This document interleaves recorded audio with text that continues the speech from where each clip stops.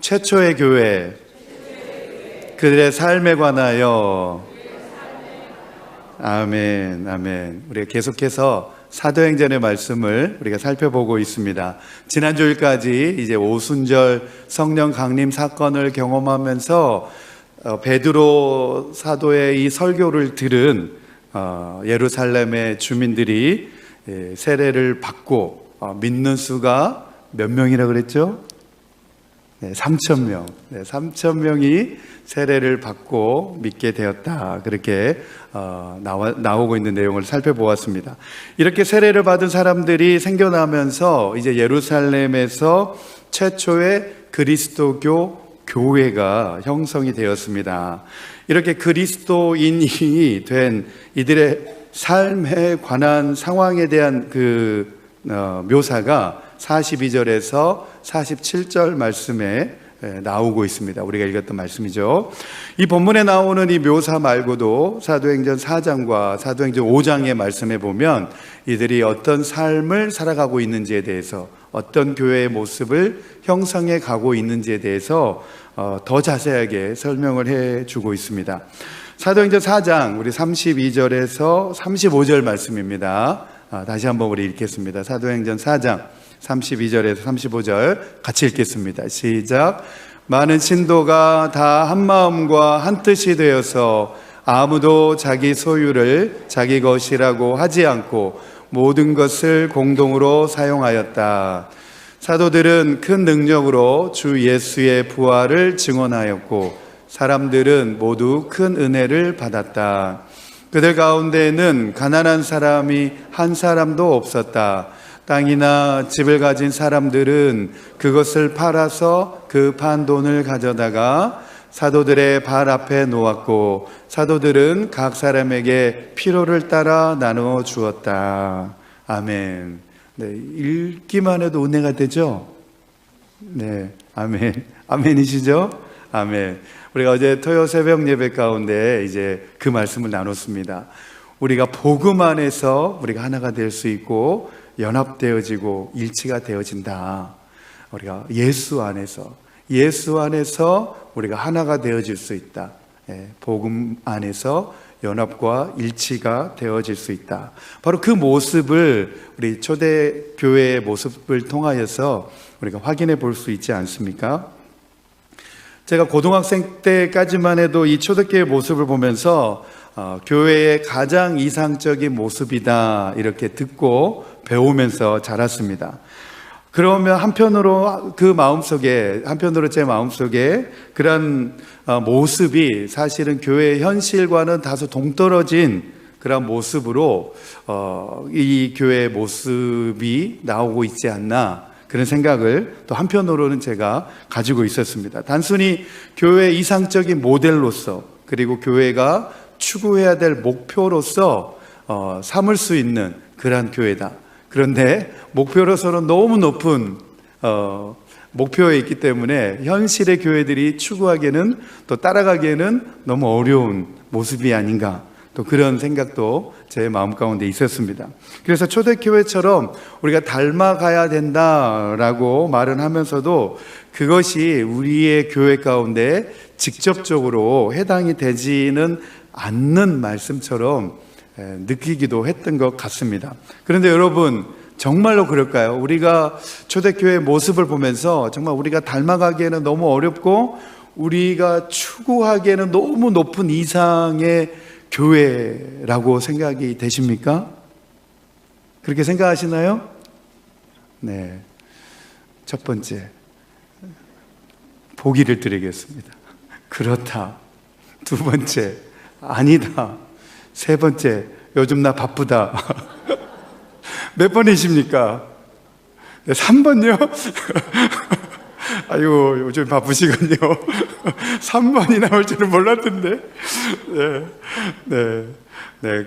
그렇습니다. 우리가 이 말씀을 초대교회처럼 우리가 똑같이 그 행태대로, 그 모습대로 따라가라, 그런 말씀이 아니라 이들의 밑바탕에 깔려 있는 그 근본 정신이 무엇인지를 우리가 잘 알아서 그 정신을 우리가 본받고 따라가야 될 줄로 믿습니다. 아멘. 그래서 베드로의 설교를 듣고 예루살렘 주민들이 회개하고 구원을 받았습니다. 바로 그 이야기가 이제 사도행전 2장 38절 말씀에 보면 나옵니다. 그들은 성령의 선물을 받고 그들의 삶의 방향을 전환하게 되었다라고 하는 내용입니다. 그들이 성령의 선물을 받고 그들의 삶의 방향을 완전히 바꾸어 버렸습니다. 그리고 사도행전 2장 40절 말씀에도 보면 나오는데 이 패역한 세대에서 구원을 받으라 그렇게 나옵니다. 이들이 예수님을 믿기 전에는, 성령을 받기 전에는 세상과 마찬가지로 별 차이 없이 그렇게 살아갔습니다. 하지만 성령의 선물을 받고 이제는 세상을 뭐라고 규정을 했냐면 패역한 세대다라고 규정을 했습니다. 여러분, 이 세상을 패역한 세대라고 규정을 하면서 그들의 삶의 방향을 완전히 그들이 바꾸었다는 것입니다. 그렇게 바꾼 사람들이 몇 명이라는 거예요? 3,000명. 3,000명이라고 하는 이 많은 사람들이 이제는 세상적인 가치관을 따라 살아가는 것이 아니라 이제는 하나님의 말씀을 표준으로 삼아서 기독교 신앙에 바탕하여서 살겠다라고 그렇게 그들의 삶의 방향을 전환하였다는 것입니다. 더 이상 이제 세상의 가치관을 따라 사는 것이 아니라 이제는 기독교 신앙의 가치관을 따라 살기로 그들이 결단하였다라고 하는 사실입니다. 그래서 첫 번째 주제로 우리 생각해 보려고 합니다. 첫 번째 주제 같이 읽겠습니다. 시작. 교회, 세상 속에 존재하고 있지만 세상과는 구별된 공동체입니다. 아멘. 우리는 비록 이 세상 가운데 살아가고 있지만, 이 세상의 땅을 밟고 살아가고 있지만 우리는 주님의 교회로서 구별된 공동체인 줄로 믿습니다. 저와 여러분은 구별된 공동체입니다. 이 세상 속에 살아가고 있지만 구별된 공동체로 살아가야 됩니다. 우리 사도행전 2장 42절 또 47절에 있는 말씀 다시 한번 이 의미를 되새기면서 읽도록 하겠습니다. 시작. 그들은 사도들의 가르침에 몰두하며 서로 사귀는 일과 빵을 떼는 일과 기도에 힘썼다. 믿는 사람은 모두 함께 지내며 모든 것을 공동으로 소유하였다. 그들은 재산과 소유물을 팔아서 모든 사람에게 필요한 대로 나누어 주었다. 그리고 날마다 한 마음으로 성전에 열심히 모이고 집집이 돌아가면서 빵을 떼며 순전한 마음으로 기쁘게 음식을 먹고 하나님을 찬양하였다. 그래서 그들은 모든 사람에게서 호감을 샀다. 주님께서는 구원받는 사람을 날마다 더하여 주셨다. 아멘, 아멘. 여러분, 세상 사람들이 이 모습을 보면 뭐라고 말할까요? 저 사람들 이상한 사람이네. 도저히 이해를 못하겠죠, 그렇죠? 세상 사람들이 지금 이 사람들의 이런 삶의 모습과 형태를 바라보면 저 사람들 왜 저러지? 하면서 도저히 이해를 못할 겁니다. 하지만 믿는 성도인 우리가 바라볼 때는 이 사람들의 모습이 어떻습니까? 너무 은혜가 되죠? 그리고 우리도 본받고 싶다 그런 마음이 생겨나지 않습니까? 저만 그런 것 같습니다. 근데 이 사람들의 모습을 보면 너무 은혜가 되는 거예요. 어떻게 저렇게 살아갈 수 있을까? 믿음 생활을 해도 어떻게 저렇게 살아갈 수 있을까? 하면서 은혜가 될 뿐만 아니라 우리에게도 도전이 되는 모습이 되는 것 같습니다. 이 초대교회 공동체의 삶의 모습을 살펴보면서 네 가지의 본질적인 요소로 제가 정리를 해보게 되었습니다. 42절부터 이렇게 살펴보면 이들이 가지고 있는 모습을 네 가지로 제가 정리를 해보았습니다. 첫째로는 한번 따라해 보시기 바랍니다. 첫째, 사도의 가르침을 우선시하였습니다. 사도의 가르침을 우선시하였다는 거예요. 42절에도 보면 사도들의 가르침에 몰두하며 그렇게 나옵니다. 사도들은 예수님의 말씀과 그리고 그 행하신 일들을 교훈 삼아서 부지런히 가르쳤습니다. 그리고 이제 예수님을 믿기로 결정한 그 믿는 성도들은 이러한 사도들의 가르침을 받아서 듣고 말씀을 배우는 일에 열심히 힘썼다는 거죠. 무슨 말이죠? 말씀 중심의 삶을 살아갔다는 겁니다. 말씀 중심의 삶을 살아갔다는 거죠. 이렇게 살 수 있는 비결은 뭡니까? 하나님을 사랑할 때 가능합니다. 하나님을 사랑하면 하나님의 말씀을 사랑하게 되는 줄로 믿습니다. 네, 하나님을 사랑하면 그 말씀을 계속해서 더 듣고 싶고 배우고 싶어지는 겁니다. 우리 마음 가운데 하나님을 사랑하는 마음이 있어야 되는 거죠. 그래서 말씀을 우리도 부지런히 배워야 될 줄 믿습니다. 자, 두 번째입니다. 한번 따라해 봅시다. 재산 공유 성격을 가진 공동체였습니다. 네, 이 내용 가운데 보면 나오죠. 공동체의 구성원들 가운데서 궁핍하지 않도록, 가난을 당하지 않도록 그들이 그렇게 했다는 겁니다. 물질을 더 가진 사람들은 그들의 재산의 일부, 혹은 어떤 사람들은 그 전부를 다 팔아서 공동체에 헌금하고 또 구제를 할 수 있도록, 가난한 사람들을 도울 수 있도록 하는 일에 그 물질을 자유롭게 사용하도록 내놓았다는 겁니다. 이것은 무엇이죠? 첫 번째는 하나님 사랑이라고 한다면, 두 번째로는 이웃 사랑입니다. 이웃 사랑. 우리의 형제를 사랑하는 그러한 마음, 그러한 정신을 발휘했다는 거죠. 그래서 하나님 사랑과 이웃 사랑이 초대교회 공동체 안에 나타나고 있는 것을 볼 수가 있습니다. 자, 그 다음에 세 번째입니다. 세 번째, 한번 따라해 봅시다. 집에서 떡을 떼는 성만찬이 정기적으로 행해졌습니다. 네, 집에서 떡을 뗀다라고 하는 의미는 단순히 이게 이제 한국적인 표현인데, 이 의미는 무슨 의미냐면 그때 당시만 해도 집이 모이는 교회였습니다. 교회. 그 교회가 마가다락방 교회가 있기는 하지만 여러 곳에 세워진 교회 건물이 없었기 때문에 성도들의 가정 가운데서 모여서 예배하고 성만찬을 나눴다는 거예요. 그래서 떡을 뗐다고 하는 의미는 성만찬을 나누었다는 의미입니다. 이때 당시까지만 해도 이 성만찬의 의미가 같이 모여서 예배드리고 또 저녁 만찬을 하는 가운데에서 이 성만찬을 진행하였습니다. 오늘날은 우리가 성찬식 해가지고 이렇게 예식을 따로 우리가 진행하지만, 이 초대교회 성도들 가정 가운데 모여서 그때까지만 해도 같이 식사하면서 성만찬의 예식을 진행하였다는 거죠. 그래서 그들은 서로 교제하고 또 성만찬을 하면서 믿는 그리스도인, 믿는 하나님의 사람들이라고 하는 사실을 끊임없이 계속해서 확인하고 점검을 했다는 사실입니다. 자, 그 다음 네 번째입니다. 네 번째. 자, 따라해 봅시다. 기도에 힘썼다는 점에서 기도는 교회의 삶을 규정하는 매우 중요한 역할입니다. 아멘, 아멘. 기도에 힘썼다라고 하는 사실입니다. 초기에 세워졌던 마가 다락방의 성도들도 기도로 모였고, 기도하는 교회였고, 기도로 시작한 교회였습니다. 그래서 기도가 없다는 말은 무슨 말이냐면 하나님과 대면이 없다는 말입니다. 여러분, 우리가 기도를 뭐라 그러냐면 기도는 호흡이요, 그렇게 말합니다. 들어보셨죠? 네, 우리 육신의 호흡이 멈추게 되면 어떻게 됩니까? 죽습니다. 마찬가지입니다. 우리의 기도가 멈추면 어떻게 됩니까? 예, 우리의 영도 죽습니다. 마찬가지입니다. 그래서 우리가 기도해야 될 줄 믿습니다.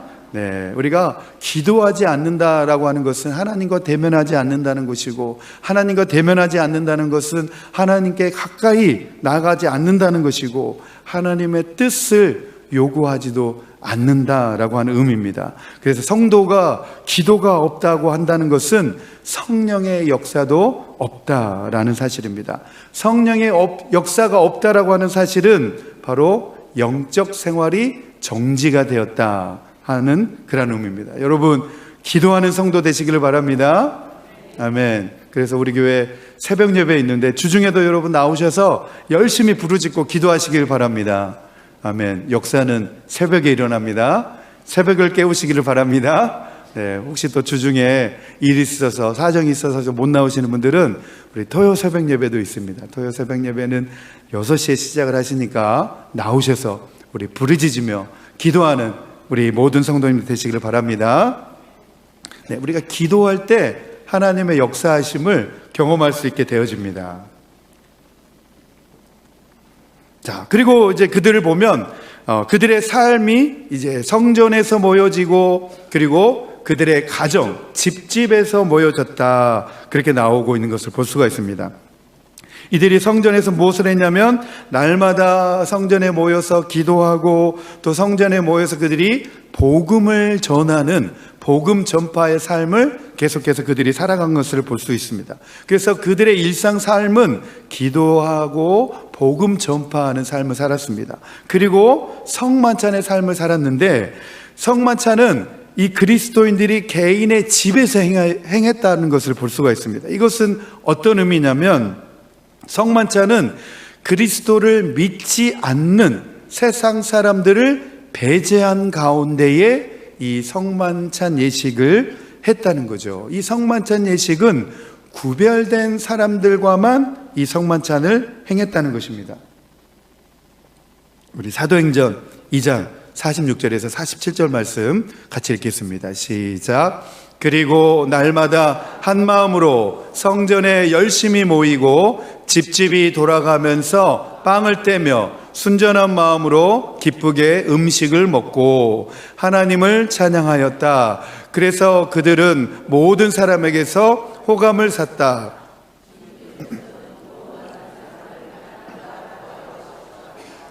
아멘, 아멘. 그들이 모임을 가졌는데 성전에서, 예루살렘 성전이죠. 예루살렘 성전에서 모이기도 하고, 하지만 그들이 정말로 믿음의 모임을 가져야 할 때는 각자 집에서 모여서 성만찬을 나눴다는 거죠. 그래서 일반적인 삶과 구별된 삶으로 그들이 살아갔다는 것을 오늘 이 말씀을 통하여서 우리가 확인해 볼 수가 있습니다. 그래서 그들은 세상 속에 존재하고 있지만 세상과는 구별된 삶을 그들이 살아갔다라는 것입니다. 그래서 그리스도인들의 생활 방식과 교회의 삶은 이 그리스도인의 고유한 삶을 나타내면서 형성하면서 기독교 문화를 형성하고 있었다는 거죠. 그리고 그들의 그러한 삶을 통하여서, 기독교 문화를 통하여서 그 자체가 선교 활동으로 이어지게 되었다라고 하는 사실을 우리가 이 말씀 가운데서 살펴볼 수가 있습니다. 자, 두 번째 주제입니다. 두 번째 주제 우리 같이 살펴보겠습니다. 시작. 우리 성도들의 삶과 우리 교회 공동체의 생활 방식이 모여서 기독교 문화를 형성하고 그 자체가 지역사회와 나라 전체에 영향을 미치고 하나의 선교 활동이 됩니다. 기독교 문화라고 하는 것은 기독교인들의 관점과 또 가치관에서 형성되어지는 삶의 양식, 삶의 방식을 말합니다. 제가 한국에서 이제 대학원 공부를 기독교와 문화라고 하는 그 전공으로 이제 공부를 했는데, 누군가가 이제 전공을 물어봅니다. 그래서 제가 기독교와 문화를 전공했습니다. 그러면 그분들이 생각할 때, 무슨 문화 콘서트나 문화 행사 뭐 준비하는 이런 거를 공부하시나요? 이렇게 이제 물어보는 분들이 많았습니다. 그래서 그것은 아니고, 기독교 문화라고 하는 이 학문은 어떤 학문이냐면 우리 기독교인의 삶을 규정하는 학문입니다. 그래서 기독교 윤리에서부터 출발이 되어지는데, 윤리라고 하는 것은 옳고 그름을 판단하는 기준인데, 우리의 삶, 기독교인의 삶이 옳고 그름이라고 하는 이 삶의 양식 가운데서 우리는 옳은 것을 선택하면서 사는 그 삶입니다. 그것이 쌓이고 모여서 형성되어지는 것이 바로 기독교 문화입니다. 이렇게 이제 제가 차근차근 이렇게 설명을 해드렸습니다. 오늘 말씀에도 보면 이들이 모여서 형성된 교회 공동체의 삶을 보면 기독교 문화가 형성되어지고 있는 것을 볼 수 있습니다. 그리고 그 말씀에 보면 그 말씀이 나오죠. 그들의 삶을 통하여서 세상 사람들이, 믿지 않는 사람들이 호감을 갖게 되어졌다. 그 말씀이 나오죠. 그래서 우리가 기독교 문화라고 하는 이 삶을 통하여서 세상 사람들은 우리 기독교를 바라볼 때 부정적인 이미지를 많이 가지고 있습니다. 그래서 기독교인 하면 말이 안 통하는 사람들, 또 너무 자기 것만 고집하는 사람들, 이렇게 생각하는 경향이 많은데, 그러한 사람들에게 기독교 문화를 소개하면서 기독교 문화로 다가가서 선한 영향력을 나타내주고 그들에게 기독교에 대한 좋은 영향력을 보여주는 겁니다. 그래서 그들이 가지고 있는 잘못된 생각과 부정적인 생각을 바꿀 수 있도록 해주는 사역이 바로 기독교 문화 사역입니다. 그래서 우리도 보면 이 모습 속에서 이제 보여지게 되죠. 이들이 기독교 문화의 삶을 영위하면서 믿지 않는 사람들이 그 모습을 보면서 호감을 갖게 되어졌다. 그 모습으로 표현되어지고 있습니다. 이런 결과가 이제 47절 말씀에 나오죠. 지역 사회 전체에 놀라운 변화를 일으키고 있는 모습으로 나옵니다. 우리 47절 말씀에 보면 그렇게 나오죠. 그래서 그들은 모든 사람에게서 호감을 샀다. 주님께서는 구원받은 사람을 날마다 더하여 주셨다. 그렇게 나옵니다. 그 믿음의 사람들이 자신의 기독교 문화를 형성하면서 살아갈 때에 믿지 않는 사람들이 그 삶의 모습을 보면서 호감을 갖게 되었다는 거죠. 그리고 주님께서는 구원받는 사람을 날마다 더하여 주셨다. 그렇게 말씀하고 있습니다. 이 기독교 문화로 지역 사회에 놀라운 변화를 일으킨 예가 우리 한국에도 많이 있습니다. 전라북도 김제에 있는 금산교회라는 교회가 있습니다. 금산교회를 들어보셨나요? 네, 안 들어보셨나요? 네, 전라북도에 있는 교회인데 기역자 교회라고도 잘 알려진 교회입니다. 전라북도 김제 모악산 기슭에 있는 이 교회는 기역자 모양으로 되어 있어서 굉장히 좀 특별한 교회다라고 알려진 교회입니다. 그래서 이 교회는 어떤 역사를 가지고 있냐면 큰 자가 어린 자를 섬겼던 아름다운 전통을 가지고 있는 교회입니다. 제가 이 교회에 대해서 잠깐 소개를 해드리겠습니다. 이 사건은 이제 언제부터 시작이 되어졌냐면 경상남도 남해의 한 섬에 살고 있던 소년이 이제 너무나 배가 고파서 그 배고픔을 면해보려고 전주에까지 찾아오면서 이 이야기가 시작이 되었습니다.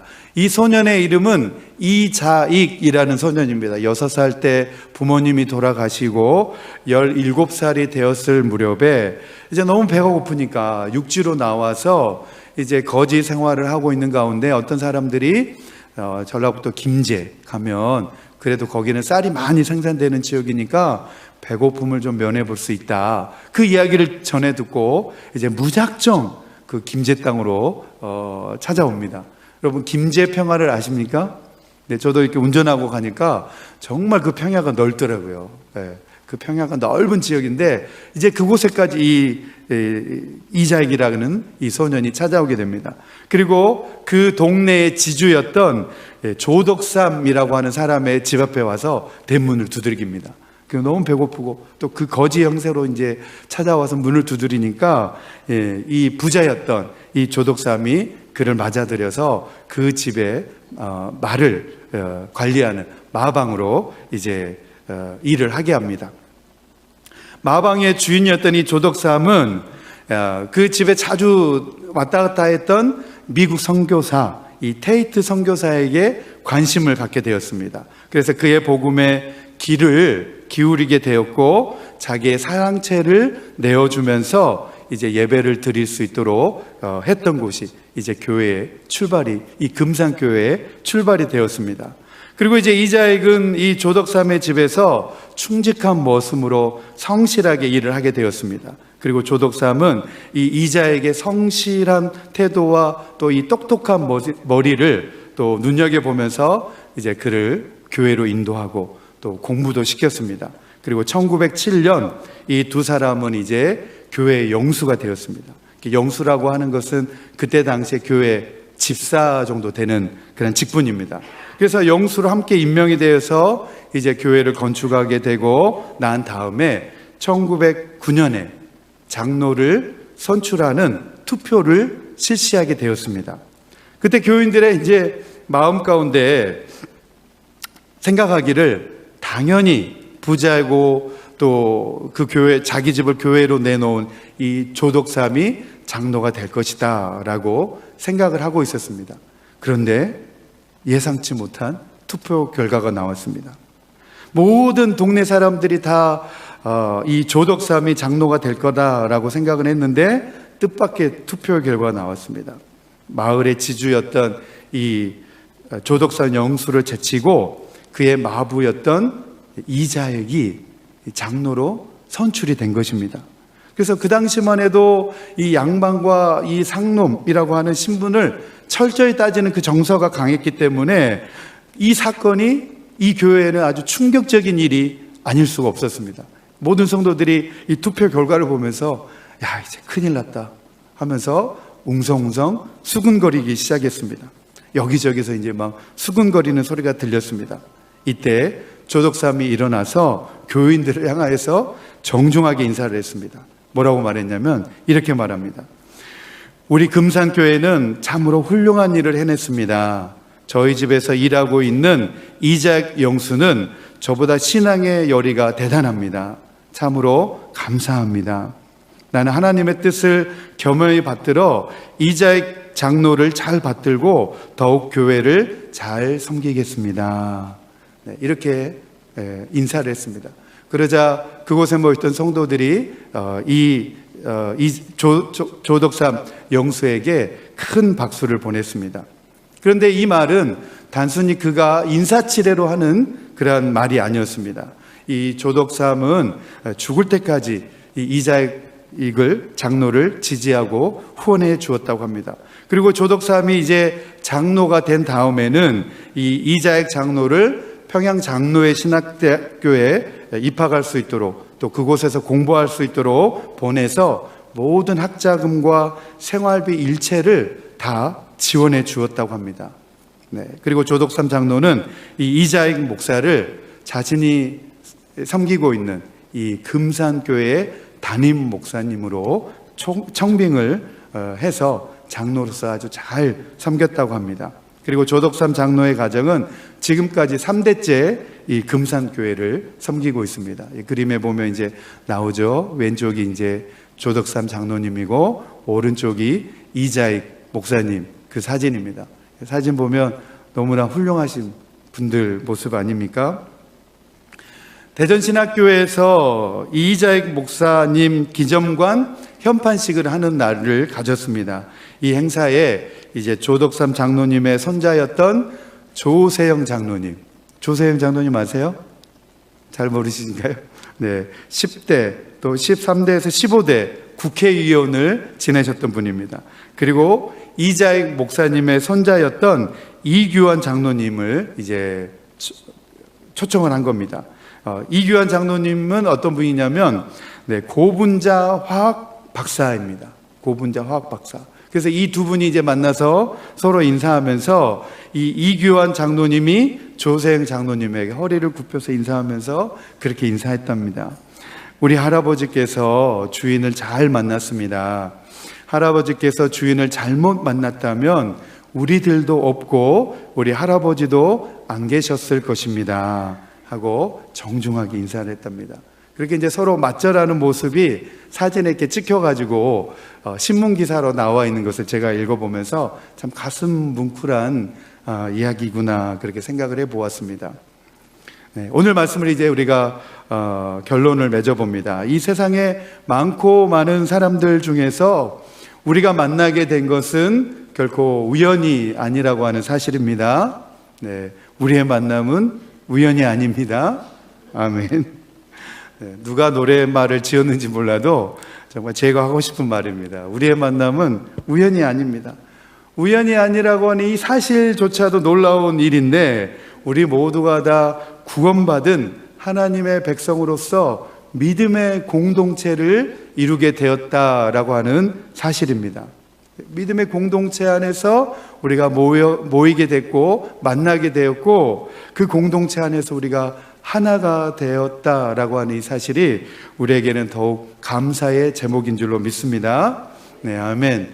저를 한번 따라서 해보겠습니다. 하나님은 당신을 사랑하시며 당신을 위한 놀라운 계획을 갖고 계십니다.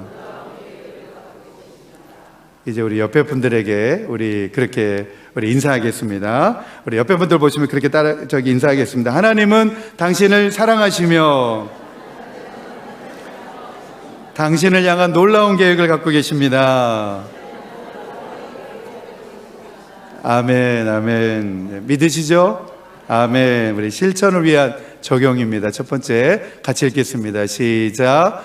우리는 세상 속에 존재하고 있지만 세상과는 구별된 정체성을 가지고 기독교인의 삶과 생활 방식을 규정해 나가며 이 사회 속에 기독교 문화와 선한 영향력을 확산시켜 나가겠습니다. 아멘. 자, 두 번째입니다. 두 번째. 시작. 나도 예수님을 믿는 사람으로서 이 세상에 그리스도의 빛을 반사하는 지역 선교사라는 확고한 사명을 가지고 이제부터 복음적 선교적 삶을 살아가겠습니다. 아멘. 아멘. 오늘